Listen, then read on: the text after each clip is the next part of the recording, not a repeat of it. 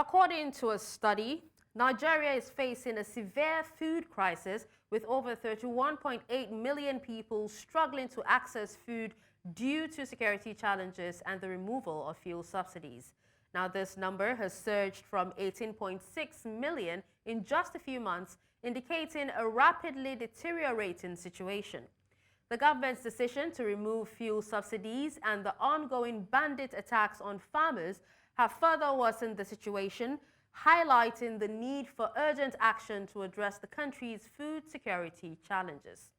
Now, joining me to discuss this further, I have two guests. Bamidele AyemibO, he is a lead consultant, 3T Impex Consulting in Lagos, and also Gbadebo Odularu, President and CEO, No Hunger Food Bank from Abuja. Good evening, gentlemen. Thank you so much for joining me at this time. Thank you, Dasha. All right, let me begin with you, Mr. AyemibO. Now, Nigeria's inflation rate reached 21.8% in January 2024, and this is according to the National Bureau of Statistics. With the surge in food commodity prices, which has also placed, millions of people in a rut, if I do say so. How do you explain the impact of inflation on food security in Nigeria?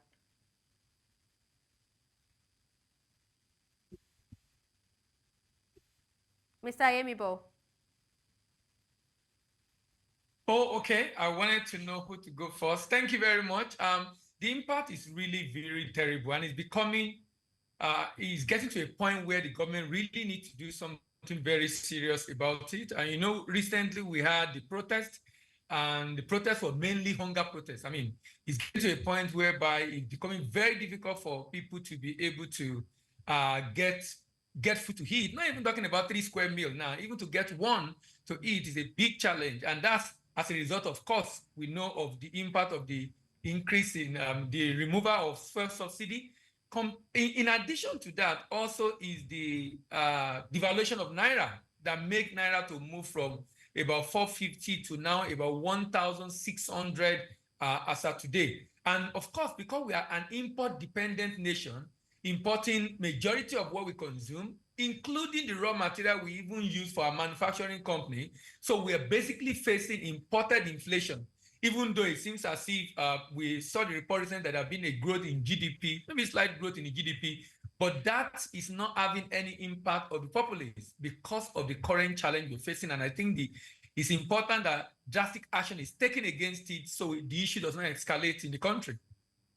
Okay, now let's hear from you, Mr. Odularu. Same question. How do you explain the impact, the impact of inflation on food security in Nigeria? Yeah, thank you. The impact has been really extremely severe due to the removal of our fuel subsidy and many other factors. When there's food inflation like that, you need to look at the hidden and direct drivers or factors that led to that, including conflicts, including banditry in the farming areas in northeast, northwest. So all these have come together to impact the food prices and to make it more to worsen the situation is the prices for basic cereals. Cereals, maize. When the prices from December 2023 to May 2024, the prices of basic cereal, rice, sorghum, they've also increased by more than 40%, 60%, as much as 75% for the case of sorghum. For basic cereal, it has increased by more than 50%. So that's really beyond the reach of an average Nigerian. Even middle-income Nigeria they already wiped off. So the economic structure is now just the rich and the highly poor Nigerians. So it's really a case of acute malnutrition, acute undernutrition among children, and acute undernutrition among the mothers and the other most vulnerable Nigerians. Okay, Gbadebo. Now, you did talk about, the insecurity in the northeast and some parts of the northwest as well. How do you think, this banditry and insecurity in such rural farming areas, affects agricultural productivity and also food security? How does it affect it? Yeah, so Nigeria is a largely agrarian economy that is driven by agriculture. 70 to 80% of the labor force they're in agriculture. Agriculture contributing, of course, around 30% to the national product. So when you have banditry attacking farmers on the farms, and the farmers are not, and they are not, there is no peace on the farms for farmers to go to farms to till the ground and produce. That's one. And the challenge is not that the banditry is happening. It's been happening and it continues to happen. If you keep abreast of the news in recent time, it's still happening in the northeast. It's happening in Plateau. It's happening in the farmers being killed, farmers being not allowed to remain on farm to till the ground and farm and be able to have bumper harvest. It has contributed. And if you look at the report that we're talking about in this case, using the cadre analysis, you see that it has resulted. One of the major findings of the report is that conflict has contributed to the problem that the food on the hunger problem and malnutrition that Nigeria is facing right now. Conflict is real. Okay. And the problems also stems from the fact that most of the plans, the food system strategies put in place, they've not yet incorporated this element of insecurity. If you look at most of the food system or multi-sectoral food and nutrition security plans, you hardly see how humanitarian crises are being embedded and analyzed in them. So it's high time that plan strategies put in place across the sectors that are related to hunger and malnutrition take into consideration humanitarian crisis, insecurity. And that's why this analysis is coming up with this, and it's really, really very helpful for the government. Yeah. We'll come back to the food systems later, but let's still find out from Bamidele what your thought is on banditry and insecurity affecting, especially in rural areas in northeast, northwest, affecting agricultural productivity and food security. There are situations in the north where farmers have to pay taxes to be able to go to their farm. Meaning, if a farm and it's time to go and harvest, and I need to pay. In fact, I was at a session with a particular government agency recently, and we're discussing this issue, and they were saying, majority of them are from the north, and they're saying that in some other community there in the north, sometimes even the farmer will harvest and give majority to the bandit to take away. So it's like a way of securing themselves, because they have to now be paying the bandit. Sometimes some are not even able to go to the farm at all. So the product, either the bandit come and harvest it, and in some cases, even the herders that come there with the cow and then destroy the farm. So the issue is productivity is at all-time low. Number one. Number two, the cost of production has gone up because now they have to even pay. Those are for community that have that opportunity to be able to pay the bandit in order to be able to access their farm. That's the communities that actually run in a quasi-government, with the bandits in charge. Exactly.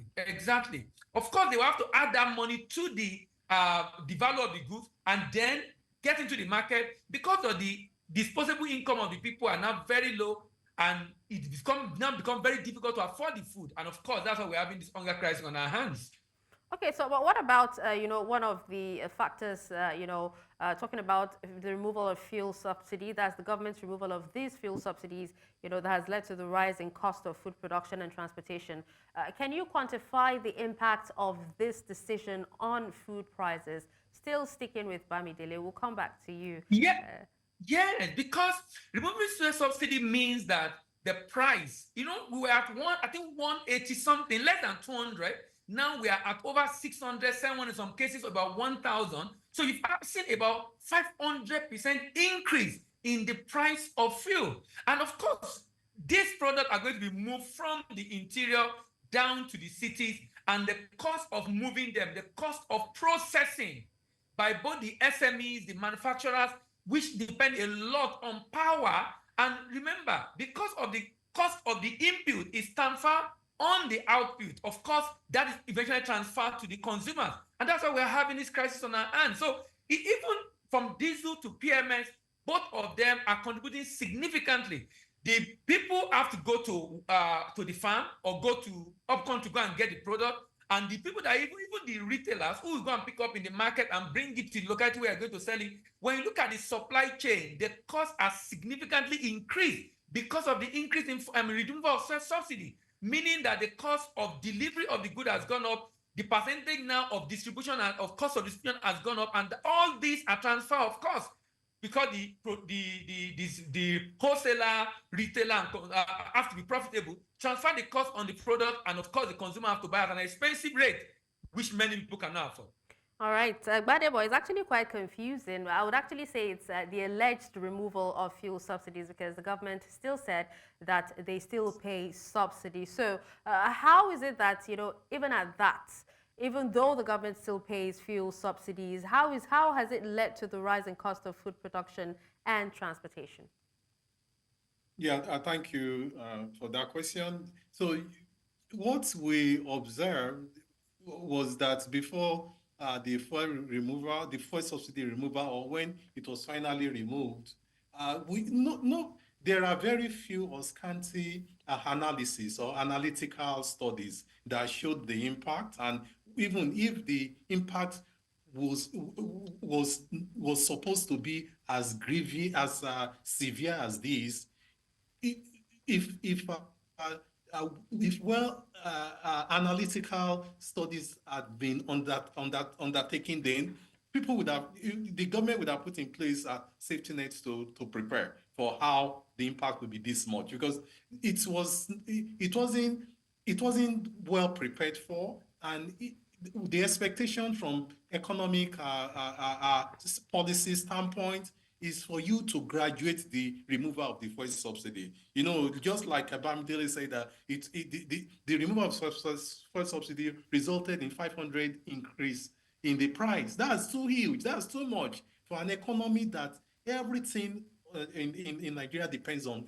Not in Nigeria, everywhere in the world, everything depends on gas. Fuel actually lubricates and runs everything around the economy. And the removal has got, as you can see now, is got an adverse multiplier effect on every sector of the economy. Everything the price of everything has skyrocketed. You're just talking about food because it's a basic need, but everything, clothing, housing, everything has. So are you saying that it has even gone past the multi-dimensional poverty that is set to have to be affecting Nigeria a few months ago? Yeah, sorry, say that again. The multi-dimensional poverty that Nigerians are actually facing, has it gone past that as of now? Yeah, it has gone beyond that. Because what the data is showing us is just a bit of all these stories. Because in Nigeria, even the National Bureau of Statistics are not really collecting all the data for everybody. For Non-Hunger Food Bank perspective, we have increasing number of internally displaced people coming into our camps every day, in tens. Just coming in from the northeast, from Yobe, from Bayelsa, from Yobe, all coming from all these Adamawa and states that are experiencing insecurity and banditry. Okay. So the removal has not only caused the removal of fuel subsidy has not only caused multidimensional hunger, it has also caused more insecurity and also another level that is indescribable of making life really, really unlivable and unbearable for especially the most vulnerable. And increasingly, as you know, that the problem is an acute case. Increasing number of Nigerians are falling within that bracket of multidimensional or advanced multidimensional poverty and hunger. All right, Gbadebo, now earlier, Bamidele mentioned, that Nigeria is facing imported inflation. Now, let's focus Right. on the role international trade plays. Our food import bill was estimated at $4.5 billion in 2022, and this is according to the Central Bank of Nigeria. Now, tell us, how has our dependence on imported food items contributed to the food security challenges that we are currently facing? Thank you. So, as you know, if food is not domestically grown and produced, and we people have to eat, quite all right, then it has to be imported, whether it's imported across the West African region or it's imported from Africa. And what's the implication of import is that you don't just import the inflation or increasing prices in these other countries, you also export jobs. Yeah, So that's the why I'm talking Nigeria, about the dependence on import. Dependence, our dependence yes, on import. yes. So the dependence on imports is not only affecting the Nigerian economy adversely in terms of in terms of undermining the capacity of the economy to grow, is also is also increasing the behavior of an average Nigerian to want to import more, because it will be dependent that, okay, if we import it, it's just it will be more available. Then it increases laziness, because the government is now not creating the enabling environment that will make the increasing jobless youth to find jobs within the agribusinesses. Because if you realize that there are so many steps that the government can take, policies to put in place to reduce the importation of food. Because as the import food, number one, as I said, it reduces the capacity of the domestic economy to produce more. It makes more farmers to become poor, and that's why we're seeing multidimensional poverty. Then it makes the agricultural sector, it's a disincentive to the agricultural sector, because farmers would say, okay, well, it can be imported, then why should they go to farm to produce? So it's also a multi-dimensional adversity for the Nigerian economy as the import bill keeps increasing. And that's where we are not seeing so much analysis or so much data that is showing us that this is the implication and this is the future implication of importation that is increasing, especially for food. Okay. Back to you, Bamidele. Uh, would Yes. love for you to to share your expertise, on the fluctuations and also the current exchange rate regime, and its effects on the cost of imported food items and competitiveness of domestic agricultural production. You know, it's a difficult situation for the president when he came in, actually. Very, very difficult situation for the president. But like the other speaker said, there was not enough analysis done on the impact. It was like a knee-jerk reaction in that decision. It was necessary to ensure we do not have multiple exchange rate like it was in the old regime. But it was also important what the Cyprian governor was trying to do at that time is holding down the rate, although it was creating gap between the parallel market and the official rate, but to a large extent, because they were able to make FS available at a lower rate for a number of critical importation, it was still able to help to curtail the prices. Now, but there was concern about it because people were able to do a lot of round tripping, and they are able to eventually, people were just, getting rich, doing nothing, because they were able to get dollar at a cheaper rate and then go and sell at a higher rate. Now, what could have been done is to analyze the situation and not do what exactly has been done, maybe in a gradual or phase form, because we floated the naira, but we don't have enough effects to be able to defend it. Our non-oil export level is very low. For oil export that could have generated FS, a lot of swap is going on. So most of the oil being exported, we do not get the FS. We only get the PMS that we already even pre-sold, and some of them even to use to pay loans. So we were exporting some crude, even not as much as we should, but we're not able to get FX as much as we should. So looking at the situation of our FX inflow from non-oil export to oil, that could have been a basis for analyzing the situation and ensuring that this is probably done in phases, but not as much as we have right now, because now is about 1,200 different, from 450 to about 1,650. I mean, that is massive. And this within a year.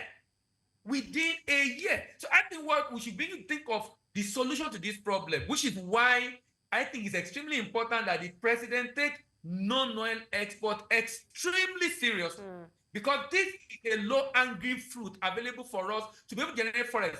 Forex come into different countries in many ways. Foreign direct investment, which with most of the monetary policy of CBN, that's one of the things targeting, and that's one of the reasons MPR is being reduced, to be able to bring in effects into the economy. But while doing that, we are not pushing the effect of that MPR on manufacturers, who now have to produce at a very high rate, because the truth, actually, the effort being made with the increased MPR is to curtail inflation, ensure that people are able to invest because of high interest rate, and reduce money supply to be able to reduce inflation. But that has not have serious impact on inflation. Another area I think the government, particularly the presidency, CBN, are not looking at critically is strategy to grow non-oil export in order to increase the level of FX inflow into the country, not just focusing on foreign direct investment, foreign investment, but also looking at trading goods, and more importantly, the growing trading services that I have opportunity to play in right now. Absolutely, Bamidele. Now, Gbadebo, with a population projected to reach 443 million by 2050, it's very important, that we ensure food availability and accessibility, if you agree with me. Let's talk about our food reserve system. What state are they in right now? Because we hear that they're empty at the moment. Absolutely. So, of course, with the hunger crisis all over and the crisis becoming more acute, the reserves, the food reserves have to be deployed in order to meet especially the needs of the most vulnerable Nigerians. And the problem now is how much of production is going on, and how much of production among smallholder farmers are being scaled, are being produced at higher rate, also in the face of increasing insecurity and banditry. So it's really scary. It's scary because less no reserve at all, and opportunities to create reserve or refill the reservoirs, they are not really, they are there, but the rate at which they are growing is at arithmetic progression compared to the rate at which the acute hunger crisis is growing more than geometric progression. So there's need for government to put in place more not only not government per se, maybe whether presidency, but a multi-sectoral, more than what a multi-sector, what the traditional multi-sectoral definition of an intervention used to be, across, especially with focus on food and nutrition security for Nigeria. All right. Now, Bamidele, you heard that it's not just about, low purchasing power, but, our food reserves are empty, and, refilling them is becoming somewhat hectic at the moment because of some of these factors that we have mentioned and more that we will be mentioning.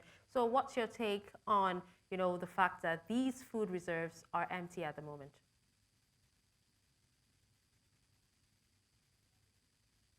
Hello, Bamidele, can you hear me?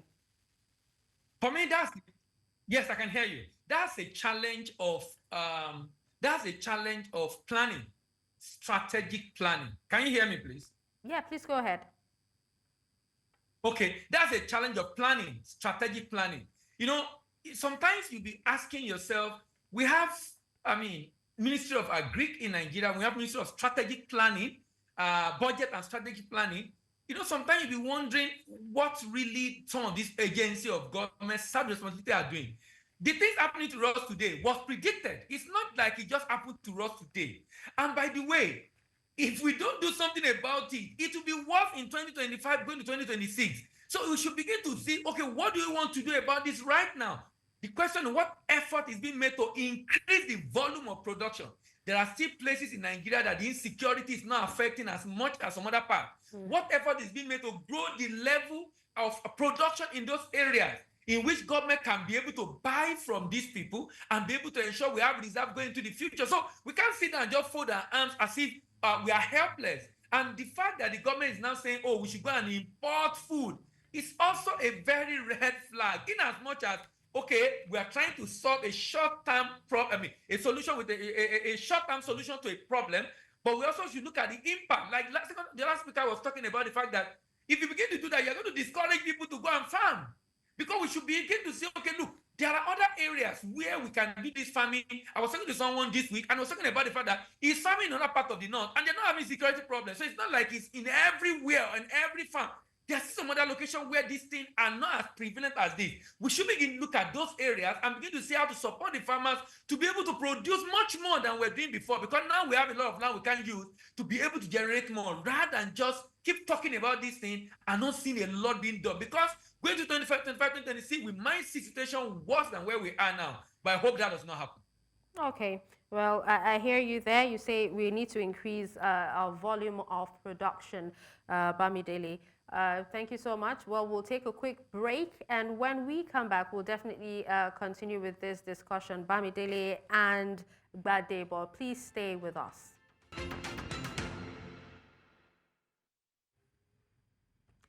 Welcome back, and thank you for staying with us on the conversation. So before the break, we're discussing Nigeria's severe food crisis, with over 31.8 million people struggling to access food. And we have two guests, discussing with us. We have Bamidele AyemibO, lead consultant, 3T Impex Consulting in Lagos, and also Gbadebo Odularu, president and CEO, No Hunger Food Bank in Abuja. Thank you, gentlemen, for staying with us. Thank you very much for having me. All right, so let me come to you, Gbadebo. Now, can you speak to us on the impact of demographic changes? We talked about how our population might double come 2050. Now, speak to us on the impact of demographic changes such as urbanization and also the population growth on food demand and its security.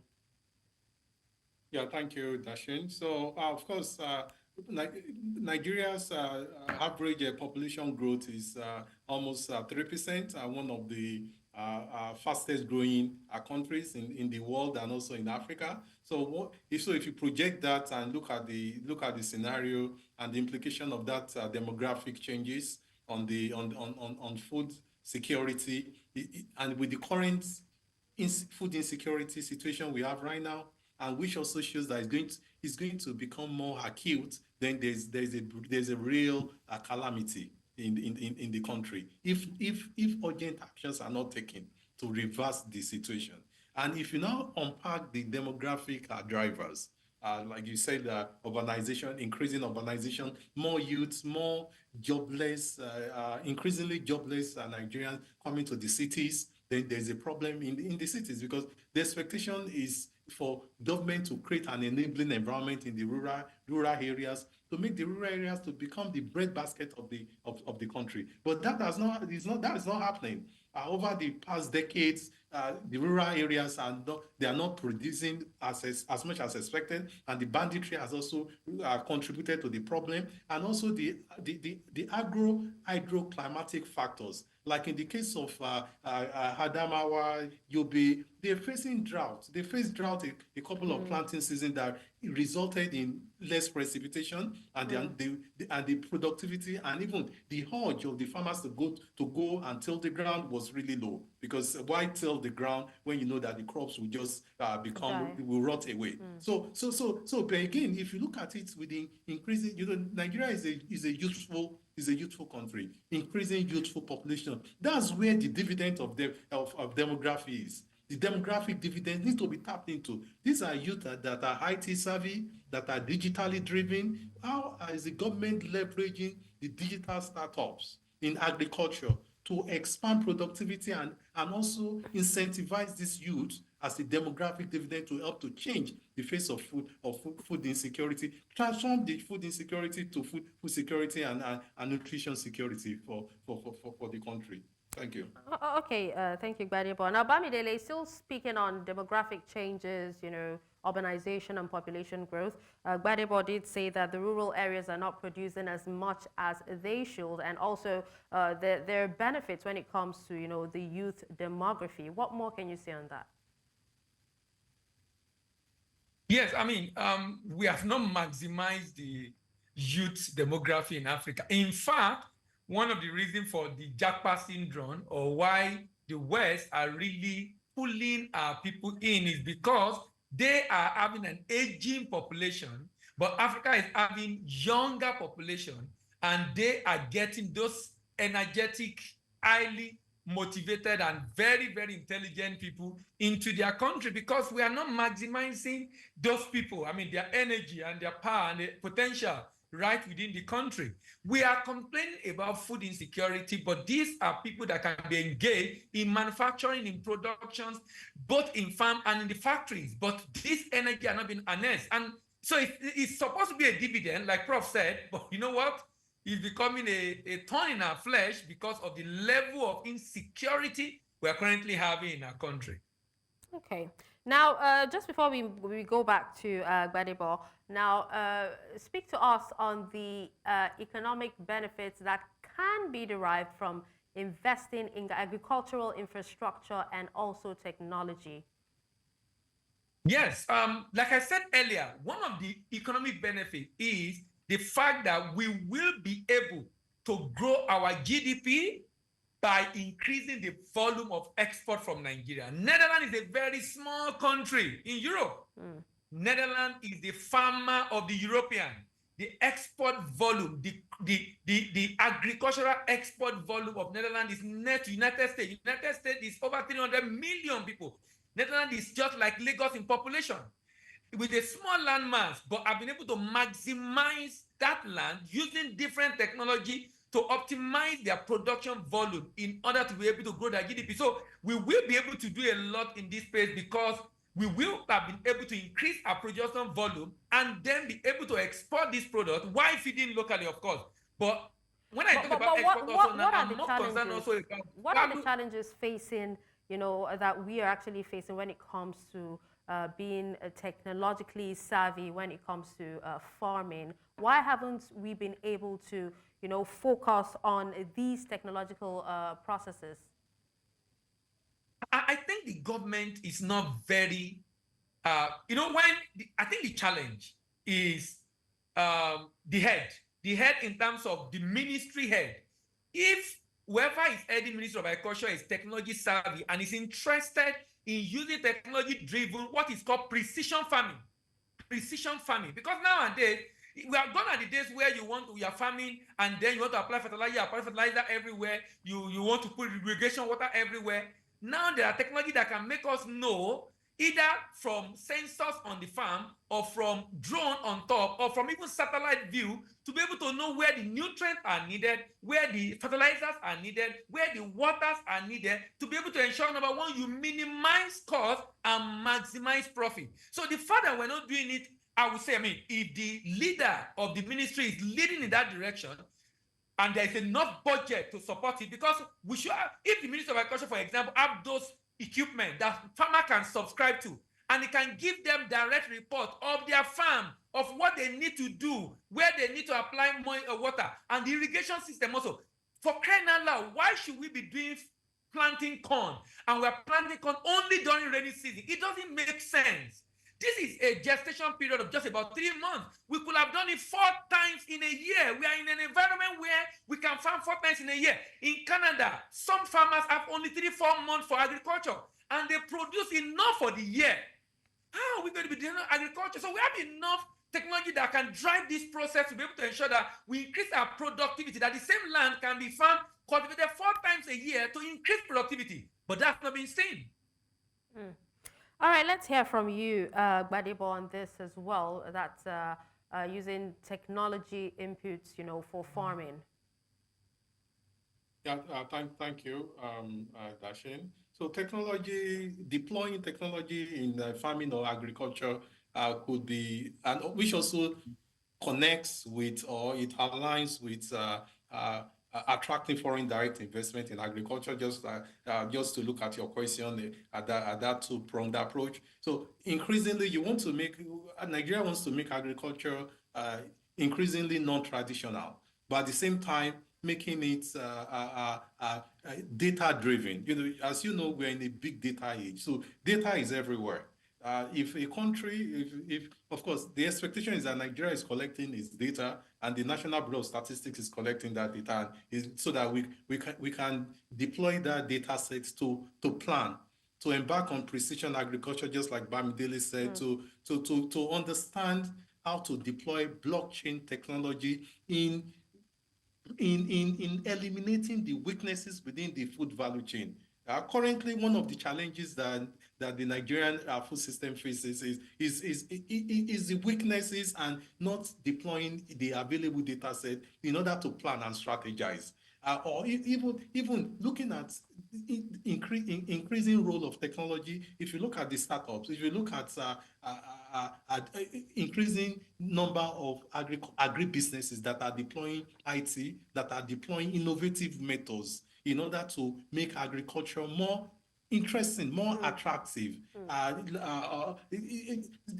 Different, for example, in Abuja and the environment and the environment, you need tractors. There's a tractor. There are mobile tractors platforms that will allow you to subscribe, access tractor services that will make agriculture less, reduce the drudgery in agriculture, especially for the youth. So that's in terms of mechanized farming. But in terms of digitalization too, there's increasing number of startups that are youth-led, that are deploying data and digitalization in agriculture. So the role of the government is to identify this and identify these successful cases, successful startups, and understand how to scale them. And that's where the multi-sectoral intervention comes in.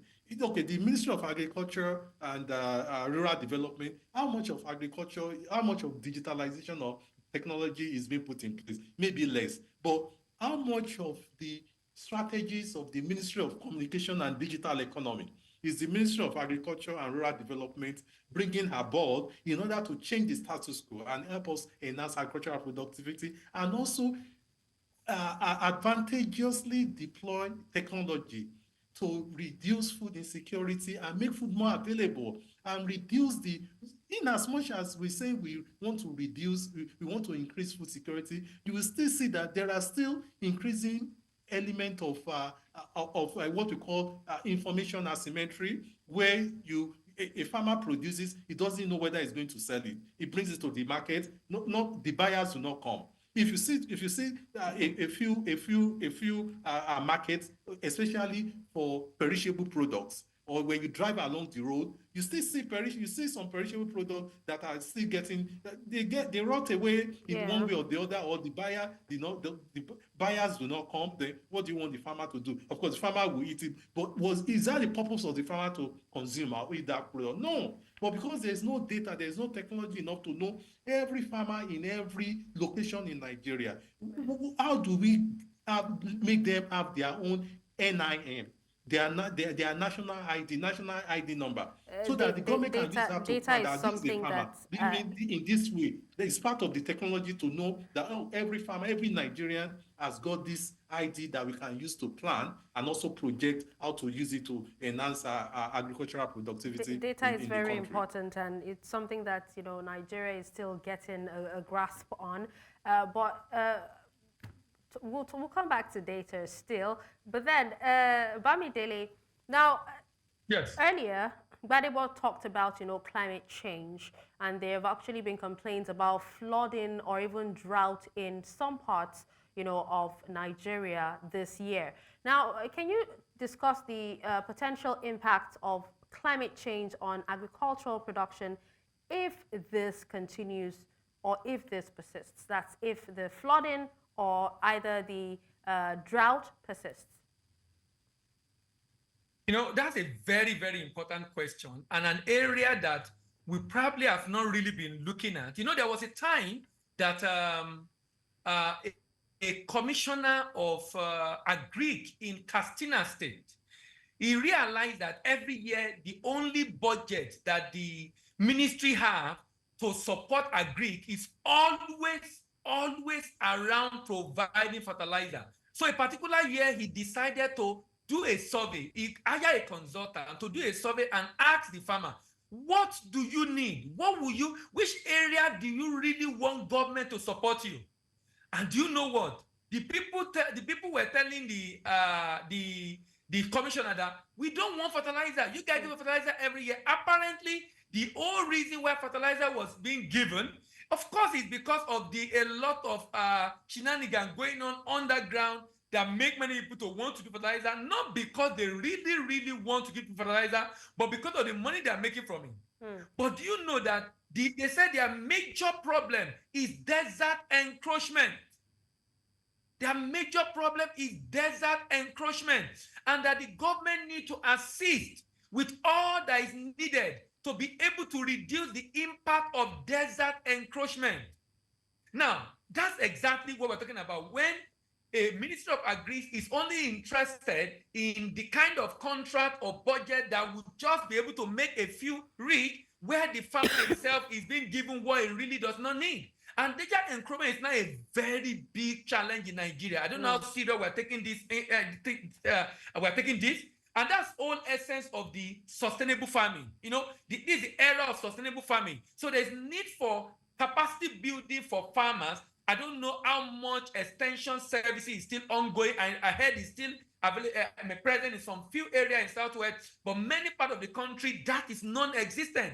To be able to train the farmers on the kind of farm practices that will be able to help reduce desert encroachment in order to be able to minimize the impact of climate change. As I said, 2025, I'm not a prophet of doom, but for what I can see, 2025, 2026, we might be facing bigger challenges if we don't begin to address this issue right now. Desert encroachment is real, it's an impact of climate change, and we must definitely begin to equip the farmer with sustainable practices to help minimize the impact on the agricultural productivity of the country. Let's hear Gbadebo's thoughts on desert encroachment as one of the major challenges, and also what adaptation strategies do you think Nigeria should look into when it comes to climate change? Yeah, thank you, Dashin. So, there are two sides of a coin. There's desert encroachment. There is also flooding, in as much as there is desert encroachment resulting in drought, and farmers, the lands are no longer they are no longer good enough or arable enough for agricultural productivity. So one of the most practical interventions now is climate smart agriculture. And climate smart agriculture is still connected to data, as we said earlier on, that with the meteorological departments with either in the Ministry of Environment or even just a department within the Ministry of Agriculture, able to use meteorological services and the power of AI, artificial intelligence, infused together to be able to predict and know and forecast that, this area would likely experience desert encroachment. What adaptation strategies can we put in place? What kind of agricultural crops will be suitable for this agricultural land because of the land that is being encroached by desertification. And in the case where it's going to be, there are increasing flooding is also happening, especially in just connecting it with demography, as you said, with urbanization. Now, increasing urbanization in the southwest or southeast in our cities, what one will expect is that across the cities there will be increasing vertical farming, increasing backyard farming, even in the face of rising hunger and acute malnutrition. But what are the state government and local government officials? What steps and strategies are they putting in place or policies to ensure that houses have backyard farming, or even bags that will help them, every home, to produce their own vegetables or tomatoes, especially now that the tomatoes are really expensive. The same way the First Lady does it as well. Yeah. So these are steps that will help to adapt to the changing climate, increasing demography, and also Cuba is a good example of that, where you have in the cities backyard farming, vertical farming. One would expect that in cities like Lagos, like that, you have a story buildings that will just be full of those. That's the latest technology in terms of adapting to climate change and at the same time providing food for the growing urbanized population. Okay, now you talked about data earlier. I'm going to ask Bamidele now. What about the CADA harmonized framework? How does it help in assessing food security in Nigeria? Because I know that it's obtainable in the Sahel and also in most West African countries, including Nigeria. And I'm asking that because, we want to know, especially when it comes to collection and analysis of data on food security and nutrition to inform policy decisions. I didn't get a question, please.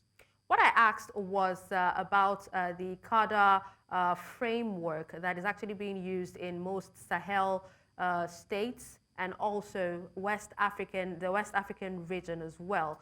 I'm asking how it's going to help in assessing food security in Nigeria, because data is very, very important. And when it comes to collection and analysis of data on food security and nutrition, it's important, especially if you want to use it to inform policy decisions. Oh, yes. I mean, it's a very fantastic framework, actually. But, the issue we've always had in our country, we have brilliant ideas, brilliant policies, but implementation is a challenge. The CADA framework is a strategic model actually designed to enhance agricultural development, and it mainly focuses on key areas. The framework basically stands for, that's the CADA now: knowledge, access, delivery, demand, and aggregation.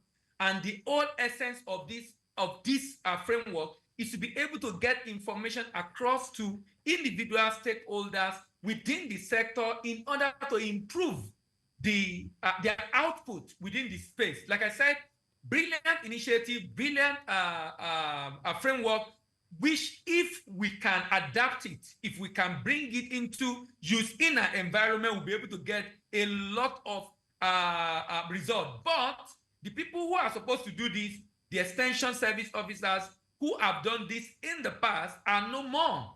The challenge I will be having is, how do we implement it? How do we implement it?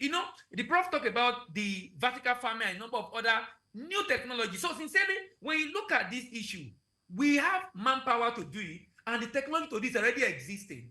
What I'm not sure of is the willpower, whether the people in charge don't understand this has to be done. And he also suggested partnering with the Ministry of Technology and Digital Economy to be able to get this thing done. That is what we are not seeing. So sometimes you begin to wonder, is it that the people in charge are not aware, or is it that there's no will to do it? Those are the questions for me that are begging for answers.